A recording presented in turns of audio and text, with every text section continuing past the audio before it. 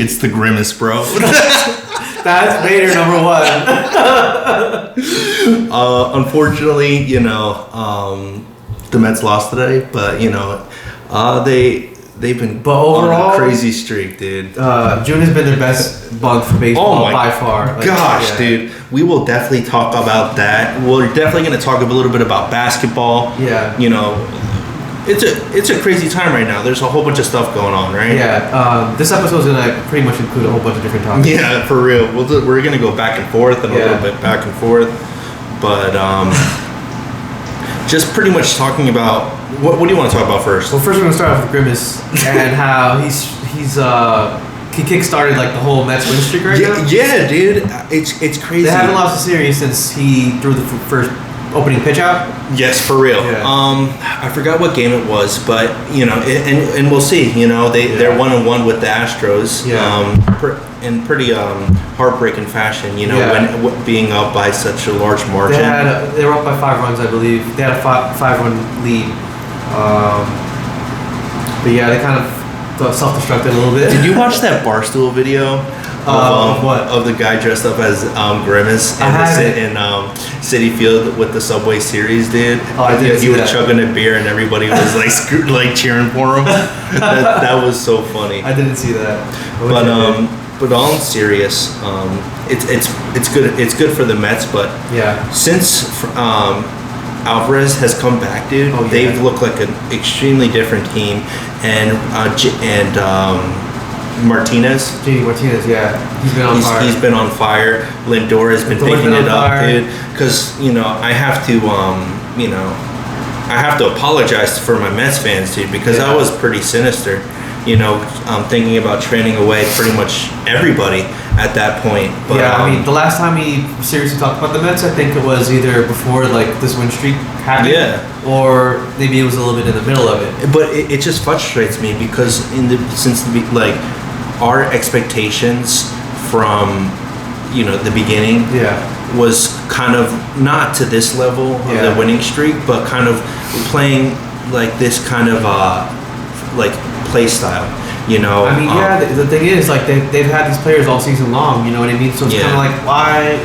But I think what we haven't done is give a lot of respect to Carlos Mendoza, because when McNeil wasn't playing, dude, he was like, dude, you gotta go. We're gonna give it to Iglesias. And and then he sent Beatty down. Vientos is Vientos has been playing lights out. And then we've been getting a little bit more healthy. The Sterling Marte's a little, whatever. I think he's going to go on the DL for a little bit. But wow, they're playing really good. Very surprising. They're getting contributions from different guys like Nimmo and Alvarez, They I saw a crazy statistic. Maybe it might be a little outdated, but they were 14. They were 14-4 with Alvarez when he was playing. Oh, really? In this winning streak, dude. They've been pretty They've been playing pretty good, and I just love the fact that Alvarez is stepping up. I love the Lindor in the number 1 spot. I was a firm believer that Nimmo was going to be that little captain. But I think they've gotten that from pretty much bits and pieces from every part of the team. I was going to say Lindor moving up to the number 1 spot. I don't know, so far, Lindor has flourished in that spot. And also it's just that's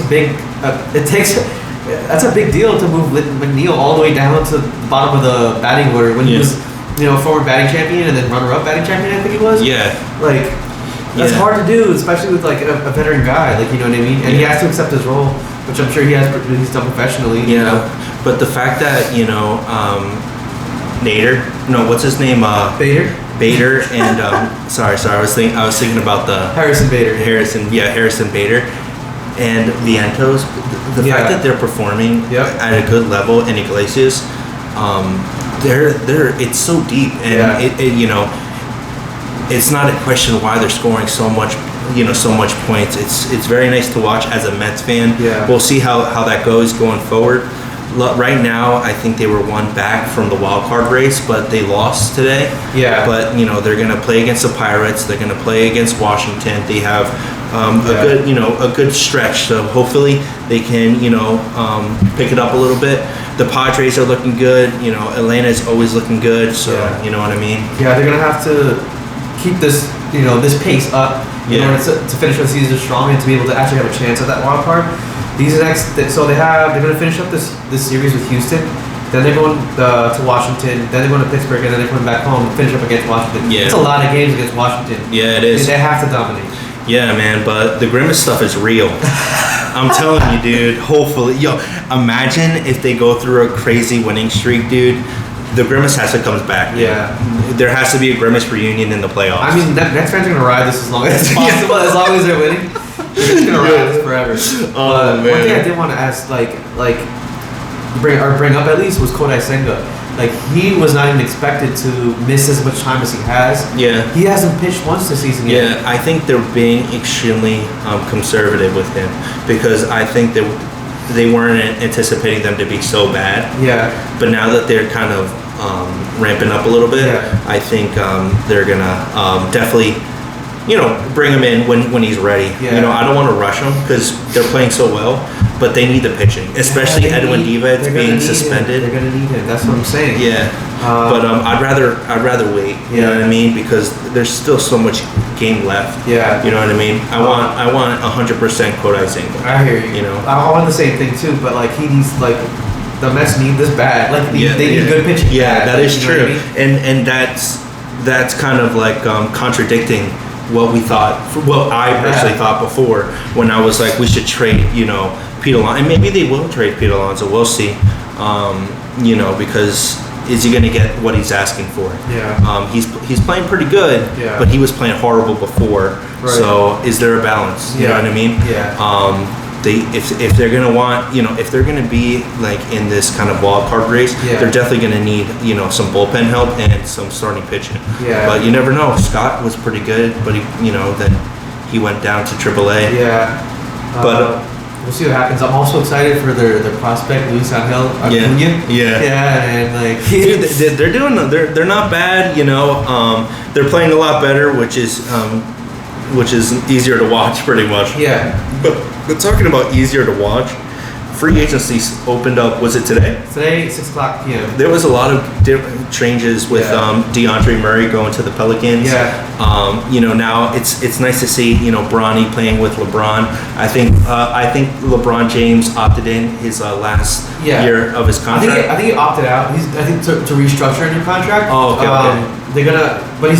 Apparently he's going to be taking less money. Okay. So to keep that to keep a nice balance of cap space for the Lakers. Yeah.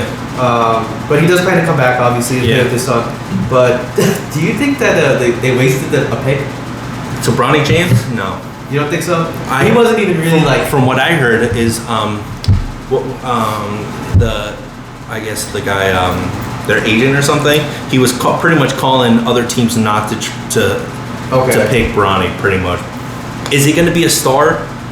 We'll wait and see. You know what I mean? Yeah. But I think he is a good shooter.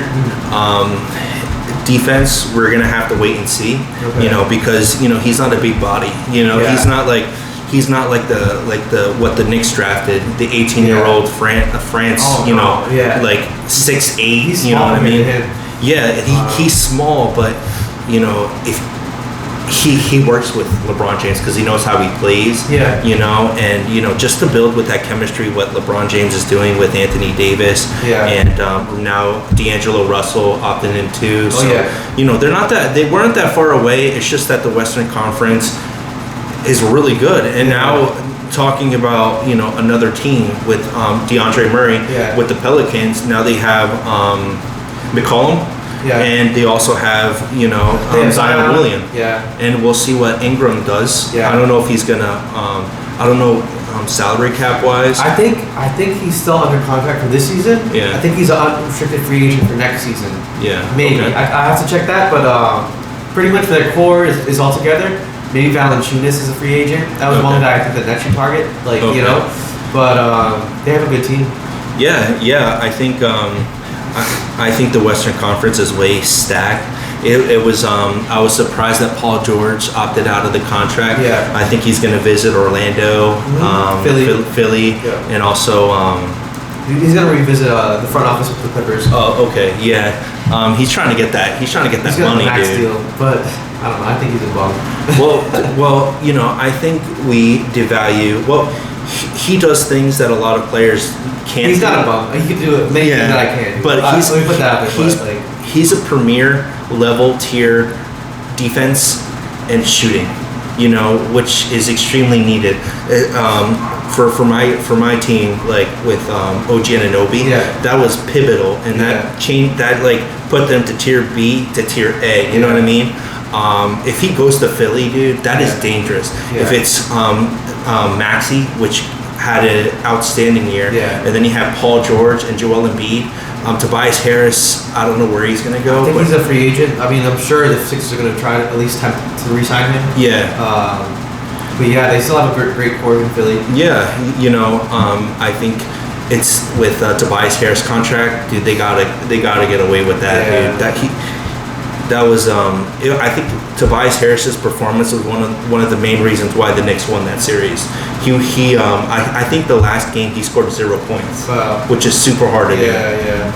Not trying to bash the player, but they can definitely improve. We've talked about this before. We went back to when Philly had the option of choosing between Jimmy Butler or Tobias Harris. Yeah, and after the fact, Jimmy Butler brought the Heat all the way to the finals. And that's another one that might go for a return. My best guess is that he's going to stay with the Miami Heat. That's gonna be my guess too. I don't see any other. I don't know. I really don't know, but I think that's his best option to stay there.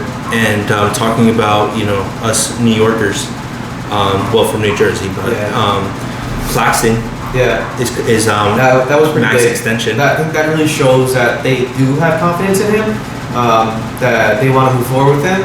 He's part of the future. He's a part of the plan. Yeah. But they also need help, in the center category. I think they should get a veteran guy like Mason Plumlee, Valanciunas, who I said before. Somebody like that to back him up and is able to provide veteran experience and Yeah, no, I totally agree, and I think that he's not getting the max, but he's getting over 5 years over 100. I believe so, yeah. So, but then that makes me question: is Hartenstein going to get the same amount? Even Hartenstein, they should go get him. Hartenstein's great, but does he deserve a max contract? Some teams will argue yes. Some teams might argue no. Yeah, he's in this little. He's in this weird predicament, right? Because he wasn't a starter, until he needed to be, right? And he flourished being that passive, center, which is very important. Looking at, not saying he's like Jokic, but he plays like that, that quick, fast pace, which is kind of he has crazy court presence too, and awareness, Yeah, so it's kind of sad. It's kind of sad now, from what I'm hearing with Adam Wojnarowski and a lot of the insiders from New York saying that it's highly unlikely that he's going to re-sign with the Knicks. I mean, when you look at all the players that they do have and the players that they have signed, it's hard. Yeah, it's very hard to keep all the talent together. Yeah. You know what I mean? Everybody's going to want to get their pay. It's either they're going to have to trade big contributing players like McBride or Mitchell Robinson, and then free up some salary space to re-sign Hartenstein, or let him go and kind of ride it out with Mitchell Robinson. He hasn't had a full season fully healthy in a very long time. McBride, I'm sure he's eager to get out there and show that he can stay healthy and he can play and he can help this team win. I would love that too. It's just with big men, it's different from a Jalen Brunson, you know what I mean? And Jalen Brunson had a phenomenal season last year. Probably one of the best in a very decade as a New York player. Is he gonna continue to play off that intensity? Does he have to? Right now, you're gonna get Julius Randle, which is a shooter. But now that they have Mikal Bridges and OG Anunoby, maybe put Jalen Brunson in the bench, then Julius Randle with his crew, and then when Julius Randle's on the bench, you got the Villanova guys, working. It's just the combination that they have is just truly like it gives me jitters just thinking about it. It's just I hope that Tom Thibodeau has an understanding that he pretty much played them to the ground, bro. I know, yeah. Like those minutes were really detrimental, you know what I mean? Detrimental, dude. Yeah. Well, but they love him. Yeah. They play for him, but most importantly, like they truly look like a good team. Yeah. And yeah. Go ahead. I think what makes the Knicks different from the previous decades is the organization as a whole. Yeah. Worldwide West. Was the Leon Rose? Yeah.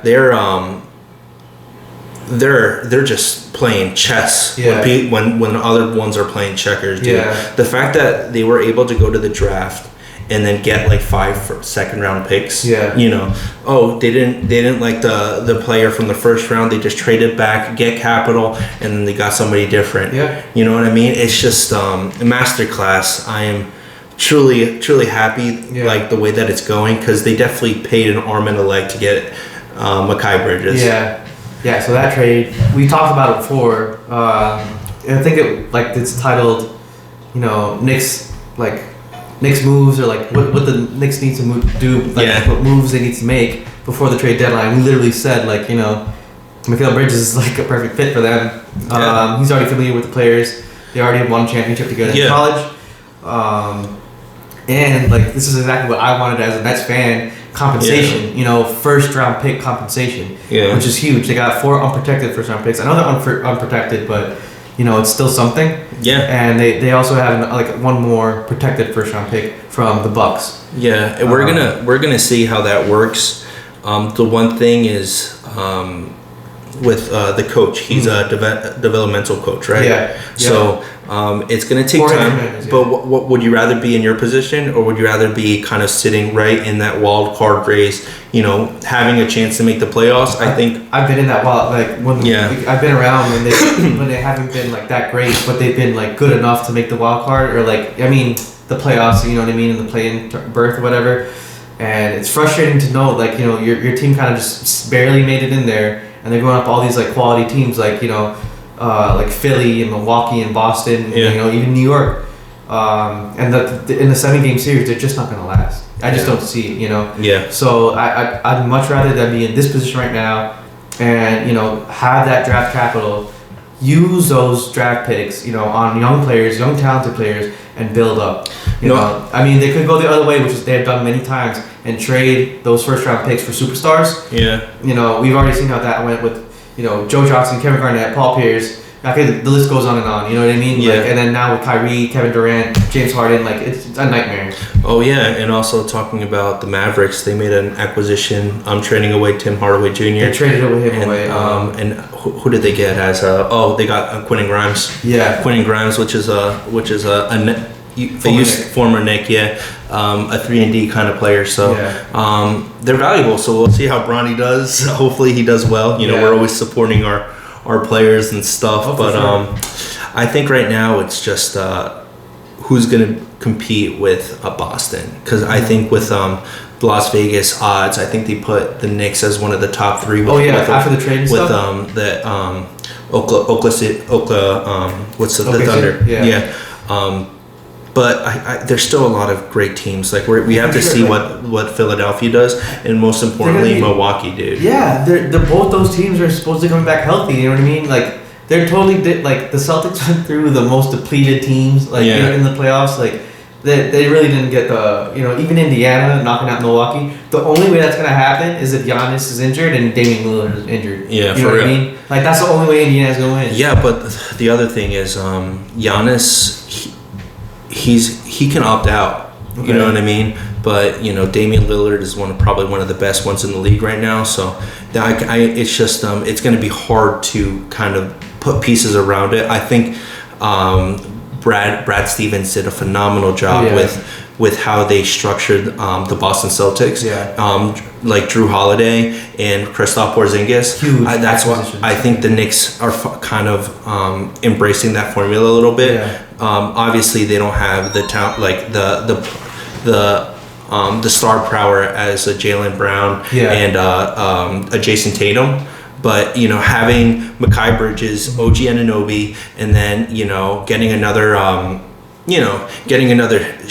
like Julius Randle, Jalen Brunson, Mikal Bridges and OG Anunoby, like those defensive presence that kind of help guard those wing players, and having a lot of, opportunity, like different teams that, different players that can shoot, dude. Yeah. It's, it kind of matches well. Like they're playing chess, man. So obviously the Boston Celtics have all the great pieces right now, but we'll see, man. We'll see. Yeah. The Knicks are going all in. It's really hard to repeat. You know what I mean?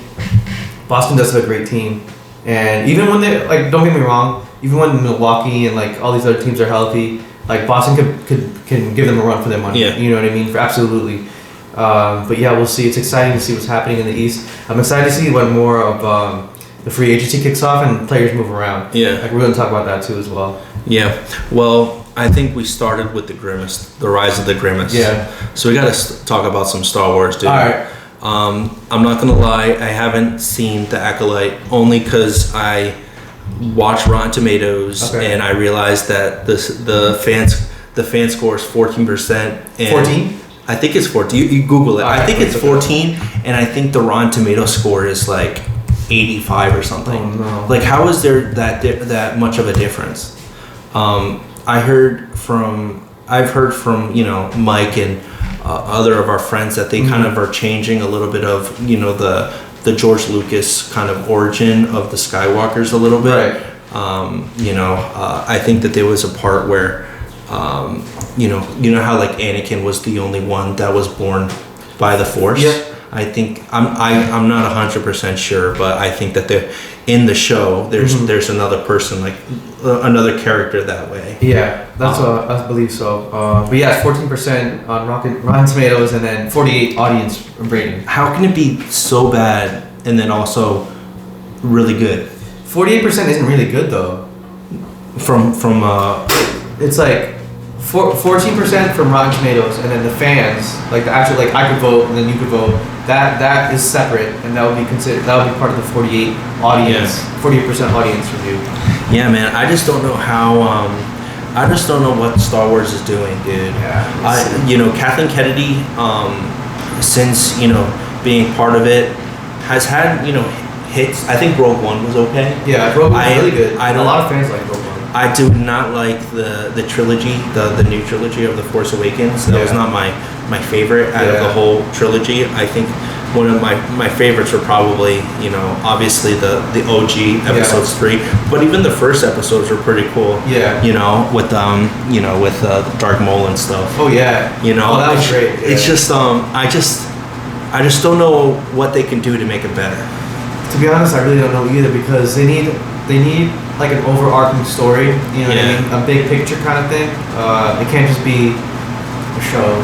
I don't or two shows. What do you think about them going back in time and recapturing kind of because I think this is the Acolyte is in the era of the Mole era, the Dark Maul kind of era. Okay. I could be wrong. Yeah. I'm not sure, but it's definitely years prior to where we left off. Yeah. With Rey. So I'll give you two comparisons, right? There's another show that's doing the same thing, House of Dragon. They went beforehand, and you would think I totally get a different vibe from that show compared to the Acolyte. Yeah. The Acolyte, I kind of feel who cares? You know what I mean? We already kind of know what's gonna happen, but I don't get that feeling at all with the House of Dragon. The House of Dragon, I want to know what's going on. Yeah. I want to see how everything plays out, even though you can literally Google it and see who wins, which side wins, which lineage actually passes down to Daenerys, you know what I mean? I want to see that. But with the Acolyte, I don't know. I really don't know if it's going to be a good story, and I really don't know if it's going to be worth my time. Yeah. You know what I mean? Yeah, it's But both those shows are doing the same thing. They're going back in time before the actual original story happened. Yeah, which is kind of clever, but also you're seeing here. But I think it's more with how people are feeling about. I think just how it's. I haven't watched it, so I can't necessarily judge. But it's kind of sad, dude, because Star Wars is such a. It's such a big franchise. You know what I mean? For sure. Sorry, we left this off in a bitter time, but we talked about the real stuff. We talked about the real stuff. Yeah. All we know is that the Mets are in a winning streak. The Knicks are doing good. Yeah. The Nets are rebuilding. Yeah. But most importantly, USA is killing it, dude. Yeah. Going to the second round and playing pretty good. Yeah. We'll see how it goes going forward if they can advance. I don't know who they would play against, but. They check. But they're playing pretty good. Christian Pulisic is a pretty good leader, and we'll see, man. Yeah. But thank you for watching. We're gonna put these as episodes because I think it's easier for us to remember. Yeah. But please like and subscribe, but most importantly, just give us your feedback. We're always here listening. Sure. We read the messages, and but thanks and. Thanks for supporting us. Thank you, guys. See you next time.